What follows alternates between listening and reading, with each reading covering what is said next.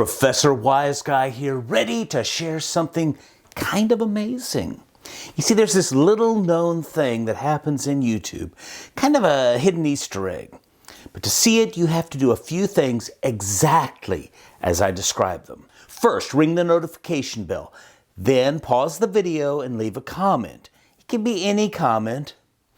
After posting the comment, restart the video. Then subscribe to the channel and like the video in that order. Wait 5 seconds and see what happens. You ready?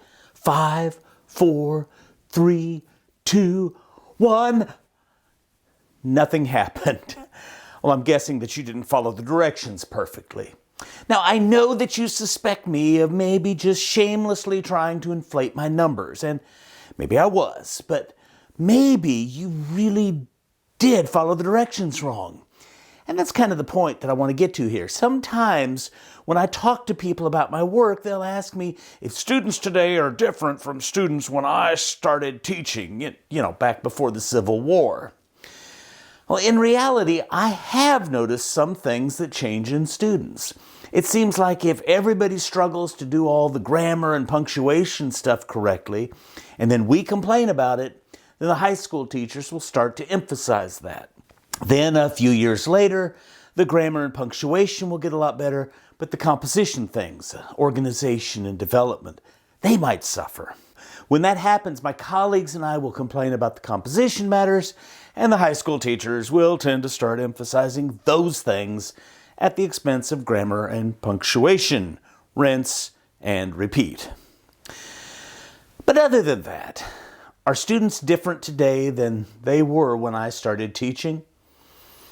The people who ask that question probably hope that I'm going to confirm their assumptions and reinforce their stereotypes. They want me to say that students are far more materialistic, or they're poorly prepared for college, or they're all fragile snowflakes, or they're tolerantly intolerant, or something along those lines. But honestly, I don't see those changes. After mulling over that question for quite some time, I have, however, come up with one way in which students today are different from when I started teaching. As a group, I find today's students do a poorer job of following directions. You see, I wasn't just trying to artificially boost my channel's numbers with that whole directions thing at the top of the video. In my experience, the students coming into my classroom in 2021 are not as good at following directions as the ones I met 30 plus years ago. Let me give you an example. For my Comp 1 class, I asked my students to identify a place that they will be writing about. This place might be a neighborhood or a small town or something along those lines. It needs to be some place they can reasonably expect to visit during the semester. I give them examples of good and bad places. For example, I note that Kansas City is not one place, but a number of places, a number of smaller areas that come together to make one metropolitan area. I spend a lot of time explaining what makes a good or a bad place. So what sort of places do people suggest? Well, one student this semester identified her place as Chicago. Chicago? Seriously? If Kansas City is too big and too much of a combination of smaller areas, then what do you think about Chicago? You could come up with a number of reasonable places in Chicago. The Loop, the Magnificent Mile, Navy Pier, the University of Chicago area. But the entire 9 million person Chicago metro, get real. At the same time, somebody chose Santorini. Now, if you're not familiar, Santorini is an exceptionally photogenic Greek island. The size is reasonable, but was this student really able to head to the Greek islands during the fall semester? I get this sort of thing pretty frequently these days. People have very clear instructions, and they do something entirely different, or they ask questions that, had they read and paid attention to the instructions, they should already understand. Just a week ago, I did something in class. I asked students to write a particular sort of introduction that could be used for a paper about whether or not somebody should enroll in this very class. The directions were on the screen. In fact, they were on 4 different screens around the room. But I still had people writing introductions on other things that bore no resemblance to what I was asking. Is it worse today than it was when I started teaching? Well, I'm pretty sure it is. And I'm also pretty sure that in those years, I've gotten a whole lot better at writing clear instructions. Granted, sometimes the fault lies with me. I'll provide instructions and then somebody asks a question that makes me realize that I wasn't as clear as I should have been.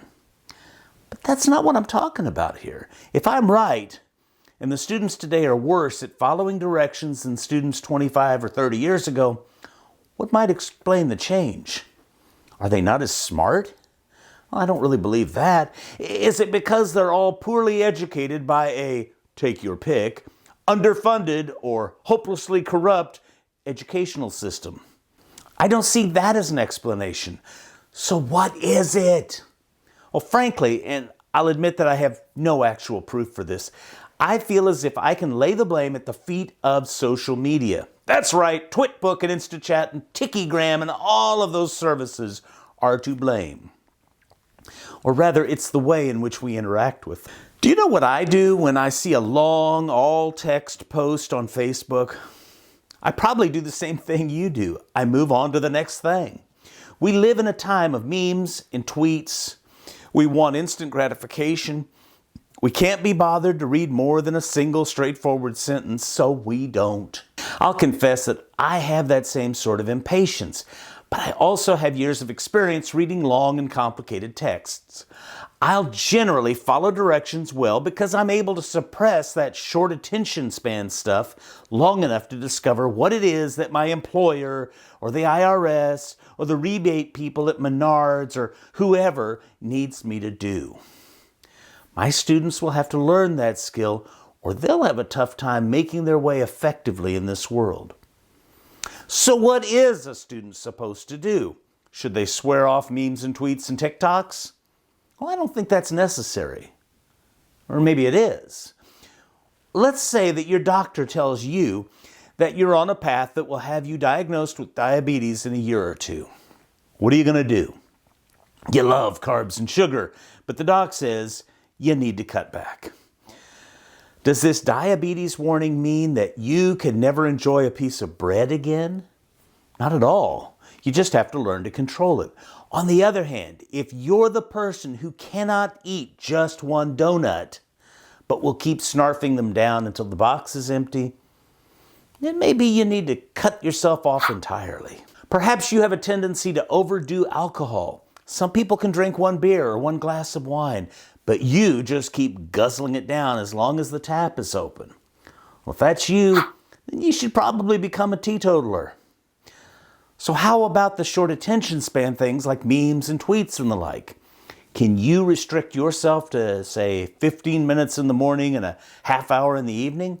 If so, then that's probably okay. But that's not usually how people consume these things. Instead, we're checking our feeds multiple times an hour, convinced that the next witty repost, the next essential comment will be waiting for us. Does that diminish our ability to process longer things? I think it does. Does it cause us to read carelessly when directions appear in front of us? It seems like a fair hypothesis. Unless we want to blame the public schools or suggest that students today are just stupider than in the good old days. At the same time that we restrain our appetite for the short-term stuff, we need to consider that our direction-following chops might have decreased. That means we need to pay particular attention to make sure that decline doesn't bite us. If you know some behavior doesn't come easily to you, you need to give it special attention and make sure the outcome is good. Or, on the other hand, we could simply accept that this is the world in which we now live. We could embrace an endless stream of memes and act as if that really represented a full slice of life. In my opinion, those who go that route will find themselves unable to do the things necessary for academic success, but also unable to do the things needed for professional success. They'll tend to mess up personal finance, personal relationships, and personal achievement. That's a pretty steep price to pay for the latest version of the cat meme. Do I have this right? Am I placing the blame for decreases in the ability to follow directions in the right place? Let me know what you think in the great field of comments below. And when you're done with that, get out of here.